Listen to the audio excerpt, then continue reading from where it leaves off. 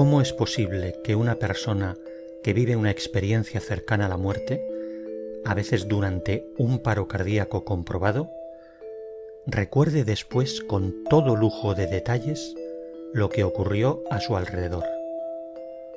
Y no solo eso, sino que ese recuerdo se conserve toda la vida como congelado y con una intensidad desmedida cada vez que se recuerda. Esos recuerdos, con un cerebro no funcional y a veces completamente detenido, simplemente no deberían producirse.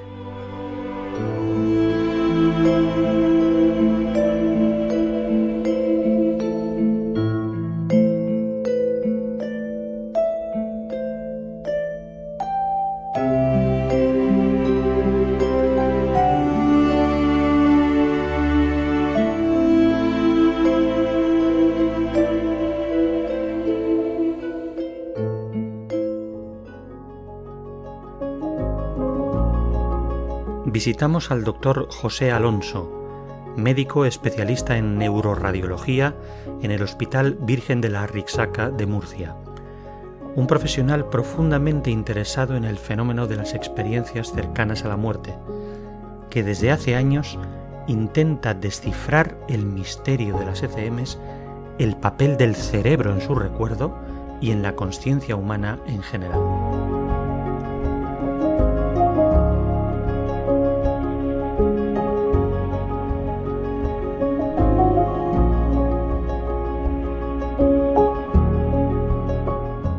Pero tuve dos experiencias vividas por mí directamente o casi directamente que marcaron mucho.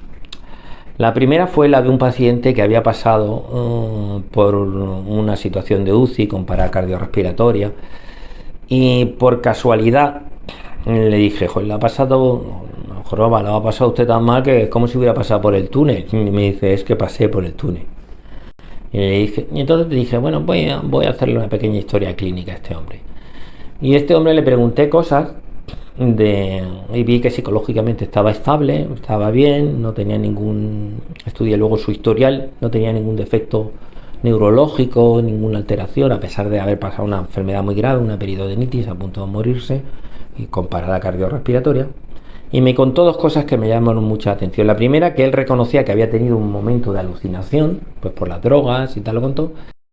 Y luego me contó otra cosa, que solo lo sabía, yo le pedí permiso para contarla luego en la radio y en comentarlo.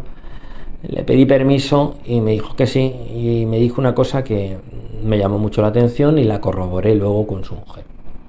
Fue que él contó que había estado con familiares suyos muertos. Una cosa que también puede ser explicable, ¿no? Estás en un momento de UCI, estás en sueños, quien no sueña con familiares y tal. Eso no significa que exista la otra realidad, está aquí. Pero me contó que él se lo contó a su mujer y dice, mira, he tenido alucinaciones, he tenido todo y he tenido sueños muy reales con familiares nuestros. Todos con familiares nuestros, todos muertos, exceptuando tu primo, que también estaba ahí. La mujer cuando lo vio le dijo, sí, además estaba vestido de tal manera y tal, no sé cuánto, dile que he soñado con él o que, pero como si estuviera. La mujer empezó a lagrimar, a llorar, y me dijo, es que no te lo quisimos decir, pero el primo ha muerto justamente en esos días. Casualidad, no hay una secuencia estadística, pero me llamó mucho la atención. La segunda vez fue aquí, en este entorno, en este hospital, en esta sección, cuando llegó un niño de 5 o 6 años, entonces, la que en aquella época era pareja, éramos novios, me comentó, tengo que contarte una cosa muy especial que ha pasado. Muy bien, bueno, pues dímelo. Era enfermera de oncología. Ha venido un niño de 5 o 6 años y le ha dicho a sus papás, el niño tenía una patología oncológica grave, pero no mortal en esos tiempos, o sea que sí tenía pues una supervivencia 1, 2 o 3 años, depende de la medicación y respuesta, ¿no? Y le ha dicho, el niño vino para ingresarse un día solo, pues para cambio de medicación, que necesitan controlarlo un poquito más. Y el niño, en su inocencia, le dijo: oye, papá, mamá, que mira, me han venido unos niños a ver, aquí, he estado jugando con ellos, me han dicho que el miércoles que viene, a tal hora, más o menos, le dijo, que estaré con ellos jugando en otro sitio. Estaré jugando con los padres, que lógicamente se pasmaron, fueron a hablar con el oncólogo, un colega nuestro, y le dijo al oncólogo que eso son cosas de niños, que es lógico, pues que el niño tiene un poquito de estrés, que tal, que invente cosas, tal, pero que el niño estaba perfectamente, ¿no? Y efectivamente, el niño, pues ese día, al día siguiente, una vez recibida la medicación, las constantes bien, psicológicamente no había ningún problema, se fueron contentos, ¿no? Pues ese miércoles siguiente, a esa misma hora, por circunstancias de una complicación rarísima, pues el niño falleció. Obviamente la noticia fue una bomba, pero fue una bomba interna, no es una cosa que se comente, han pasado ya muchos años, ya se puede decir, el oncólogo ya está jubilado, las cosas, porque estas cosas a veces son tan delicadas y tan especiales. Eso fue lo que me abrió un poquito a mí la puerta y dije, voy a seguir esa serie de casos y sigo hasta ahora.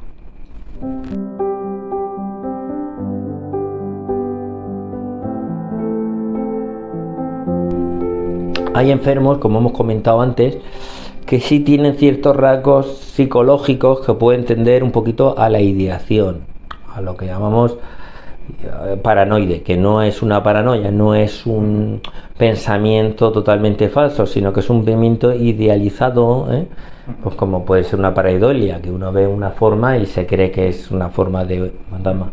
Entonces, seleccionados serios, tal, es unos 12. De aquellos le hemos hecho resonancia magnética 8. Y nos falta, digamos, que la joya de la corona, que son los niños. Que sería, porque en los niños obviamente no tienen, digamos, la alteración que pueden tener las personas, o lo que llamamos nosotros la existencia de otro influjo externo que puede hacer que condicione. Los niños son mucho más naturales y te cuentan una experiencia y lo que han vivido, puedes determinar más bien si es ideación suya o si hay algo más serio detrás.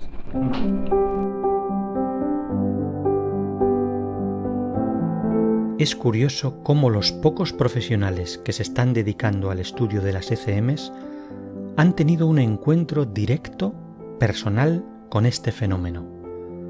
Parece que para investigar un hecho clínico no excepcional como este, un profesional tenga que esperar a entrar en contacto personalmente con un caso así. Pero, ¿en qué consiste exactamente la investigación del Dr. Alonso?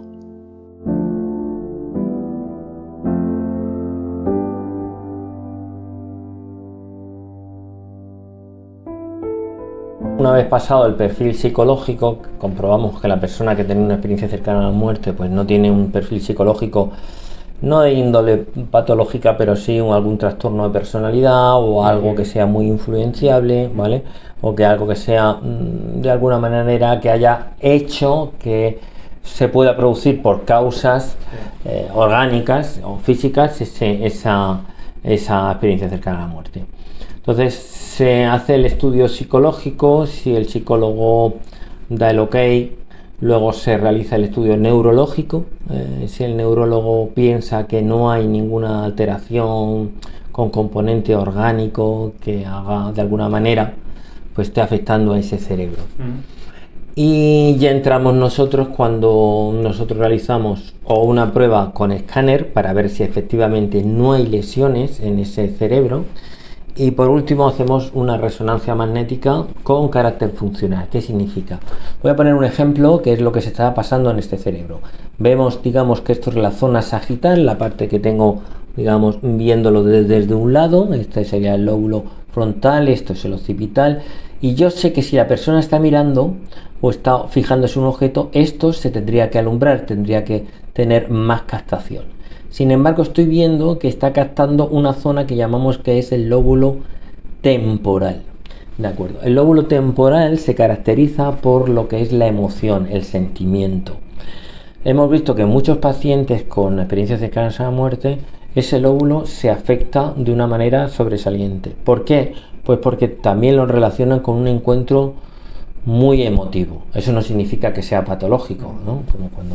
Entonces, ahí va nuestra línea de investigación. Ver si realmente esas experiencias cercanas a la muerte tienen conexión con este lóbulo temporal, con el lóbulo frontal del pensamiento y en algunos casos con el lóbulo occipital, porque de alguna manera están reflejando una cosa que vieron. No sé si has oído hablar, Alejandro, de las neuronas espejo. Uno de los mayores descubrimientos de la neurociencia en estos últimos años es demostrar que hay una serie de neuronas que de alguna manera conectan con la otra persona, que se llama neuronas espejo, y la misma acción que está haciendo la otra persona se refleja en nuestra acción. ¿Qué significa eso? Que probablemente en el recuerdo volvamos a vivir esa experiencia y me está demostrando cómo era ese cerebro en esa experiencia.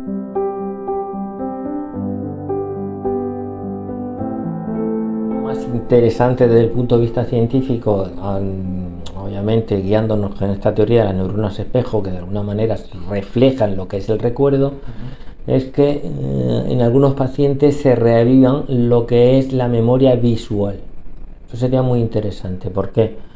Porque están viviendo un recuerdo que no solo han oído, no solo han sentido, que sino de alguna manera han visto real.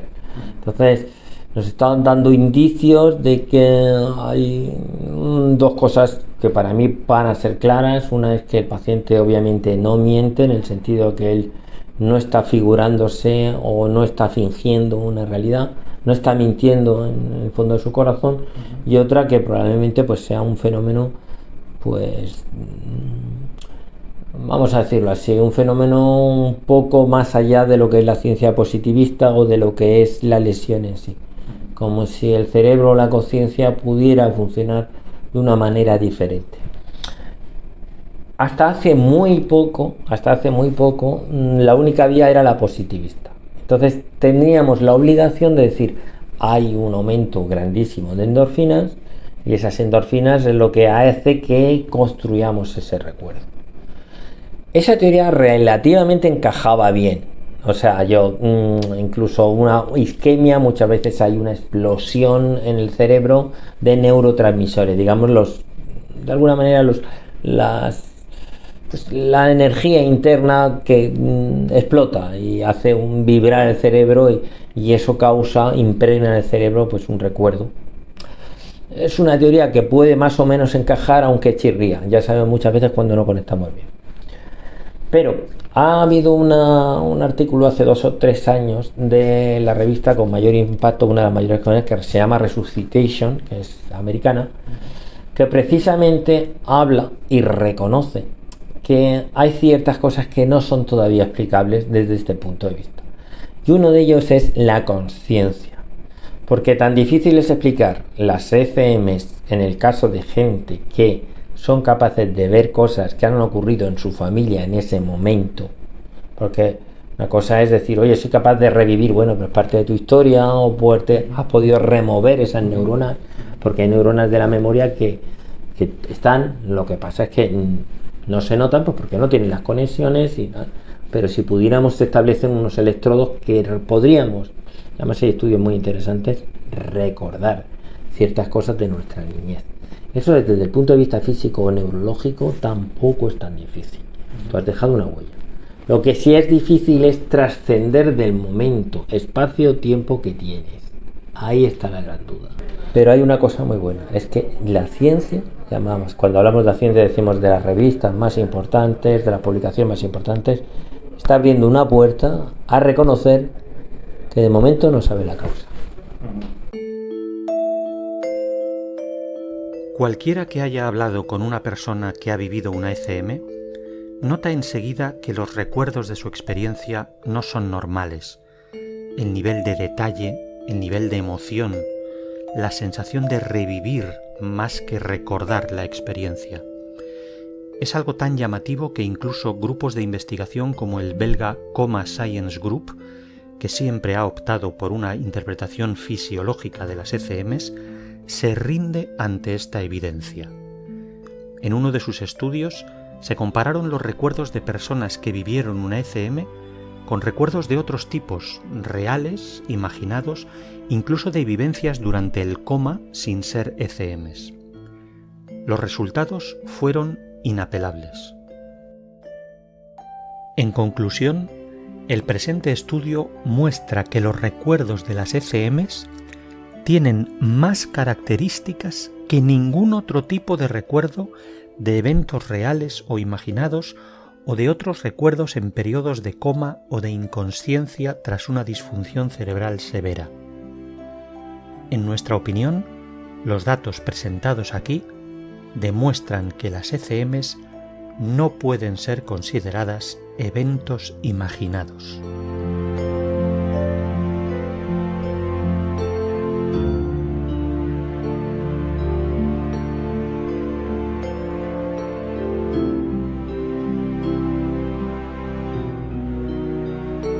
El 90% de los pacientes, o el 80% que tienen alucinaciones, tienen un componente patológico, si no neurológico, sí psiquiátrico. Eso conlleva una serie de síntomas y signos que son muy característicos. En cierta manera, la ECM podrían agruparse con sus peculiaridades en este tipo de patología. Lo que pasa es que esas peculiaridades son tan extremas y son pacientes, digamos, que no tienen ninguna patología de base, muchos de ellos, o la mayoría, ni psicológica ni neurológica, que actualmente, y no lo digo yo, sino lo están diciendo las revistas más importantes pues a nivel internacional, se trata de un fenómeno distinto, no solo cuantitativo, sino probablemente cualitativo. En eso es lo que estamos.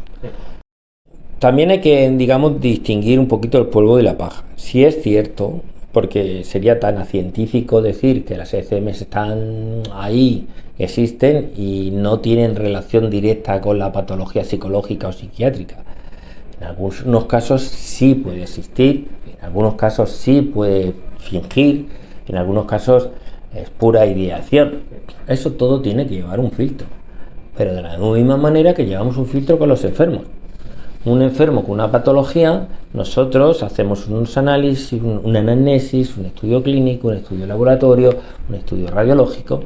Entonces estos pacientes tienen que también pasar eso. O sea, hay gente que efectivamente tiene patología, pero hay otra gente que no tiene patología de base, que está muy bien, que no tiene ninguna sintomatología que nos pueda dudar de eso, y esos son los que realmente hay que estudiar. Aparte, los otros tienen su tratamiento, ¿sí?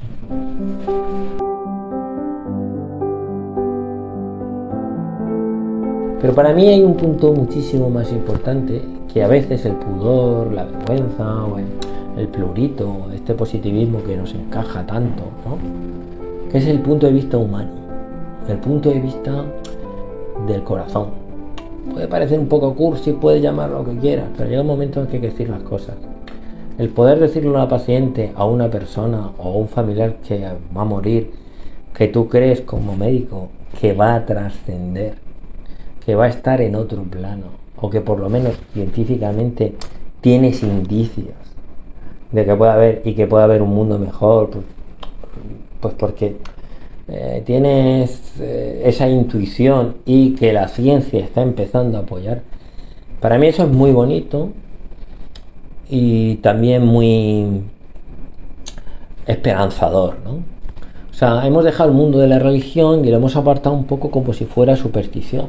Y hay que pensar que el ser humano, desde que es ser humano, hace 800.000 años, que en mi teoría no, sino que decir que es más o menos lo que va en la línea, siempre ha creído en un ser del más allá, un ser espiritual, ha enterrado a los suyos. Entonces, hay una especie de incrustación en nuestro, y aparte sabemos en la zona del cerebro que es religiosa.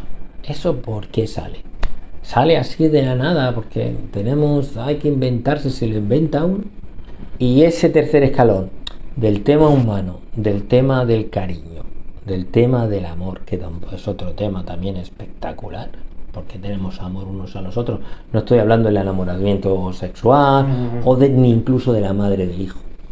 Estoy hablando de una cosa más profunda, es el amor del cariño, que también se ve en los animales. ¿Eso de dónde sale? Eso es lo que me anima muchísimo a mí. mi punto de vista personal. He dicho desde el punto de vista científico y desde el punto de vista personal, pero con base científica.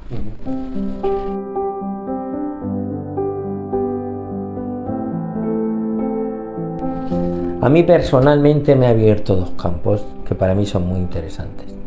Desde el punto de vista científico, el cerebro lo que esconde y lo que demuestra con las últimas tecnologías es tan interesante que yo creo que estamos en un principio de una escalera en que nos va a llevar a una visión muy distinta de lo que es la enfermedad en particular y lo que es la humanidad en general. Y luego la segunda parte, ya la he comentado un poquito en la entrevista, es el carácter empático, humano, el valor que hoy en día no está de moda, que es el del cariño entre el paciente, la persona.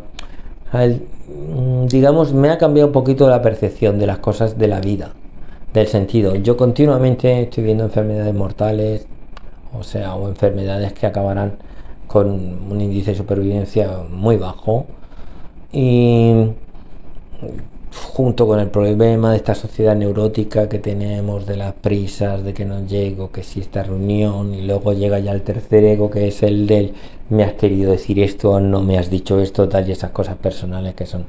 Entonces, cuando vives esto, yo no digo que desaparezca, pero sí baja un grado. El bajar un grado en decir, estas cosas no son importantes. Lo importante es qué somos, cuánto nos queremos y si esto probablemente va a trascender a una vida mejor. A mí me ha abierto una luz. Nosotros, como diría pues este joven y entrañable filósofo que fue Platón, ¿no? Vemos las cosas detrás de las sombras, ¿no? Pues a mí me ha aportado un poquito como una linterna. No puedo ver mucho más, pero a mí me ha dado capacidad de que existe algo detrás de esa cueva. Yo lo resumiría en eso.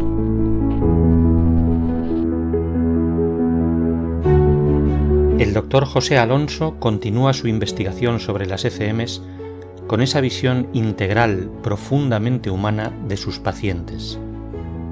Apoyado en la tecnología, sigue tirando del hilo que nos lleva poco a poco a vislumbrar que más allá de la vida física existe una realidad en la que la conciencia humana perdura.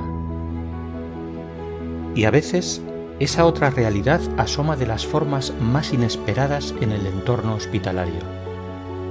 El doctor Alonso, para terminar, nos comunicó un caso de otro tipo, pero igual de sorprendente, vivido unos meses atrás en su propio hospital.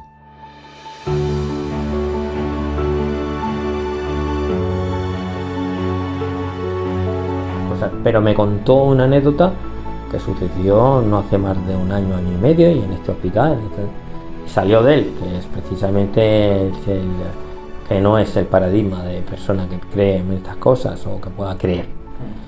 Sí me dijo que en una guardia había fallecido un paciente que tenía siempre la costumbre de ir con gafas de sol. Un señor mayor que incluso a la hora de acostarse se dormía con las gafas de sol. Era la comidilla del hospital. Entonces sé que ese día pues se había encontrado mal, había tenido una recaída, estaba lógicamente ingresado, y pues este compañero estuvo de guardia, y al día siguiente le comunicaron que este paciente quería hablar con él y que se había levantado de la habitación y había del control de enfermería, quería hablar con él. Cuando él recibió la llamada, le dijo a la enfermera: yo creo que tú estás mal de la cabeza, este paciente murió ayer. La enfermera tenía una testigo, que era la otra compañera. No sabían que había muerto la noche anterior. Creo que era un relevo, una cosa así, porque obviamente se debe saber, ¿no? Pero sí me constató que ese paciente se había levantado, había preguntado por el doctor, no sé si era un espectro. Él me dijo: mira, no sé si es un espectro, una alucinación, pero eso pasó. Ya no me volvió a contar nada más. Ya le volví a preguntar el tema y dice: mira, prefiero no hablar y no me menciones en esto. ¿Puedo mencionar la anécdota o el sucedido? Me dice: eso sí. Aquí estoy y sois los primeros en saberlo. Porque lo vieron 2 personas. 2 personas. No solamente una. Era una chica, creo que era de reemplazo, y luego había otro celador pasando por ahí que no tenía por qué saber que había fallecido o no. Porque una alucinación normalmente lo ve una persona nada más. Bueno, no solo eso, sino que una alucinación, a ver, puede ser una alucinación inducida, pero una alucinación, esta enfermera o este auxiliar que había pasado no le dijo al otro celador, oye, ¿estás viendo a este hombre? Simplemente luego cogió y preguntó, oye, ¿te acuerdas esta mañana que estaba el señor? Sí, ese que tenía las gafas de sol. Pero esos casos, mi querido amigo Alejandro, no son casualidades ni cosas y tal. El problema de eso es que no hay nadie que viene, que venga y que investiga y que siga y que haga una entrevista y que le haga un estudio psicológico y que diga esto está sin determinar. Es cierto que ahora no hay tiempo. Estamos en una situación de pandemia, ahora tenemos mucha presión y siempre en los hospitales hay mucha presión y tampoco tiene por qué ser campo de un oncólogo. Pero son cosas que el día de mañana tendrán que investigarse pues, como un fenómeno más.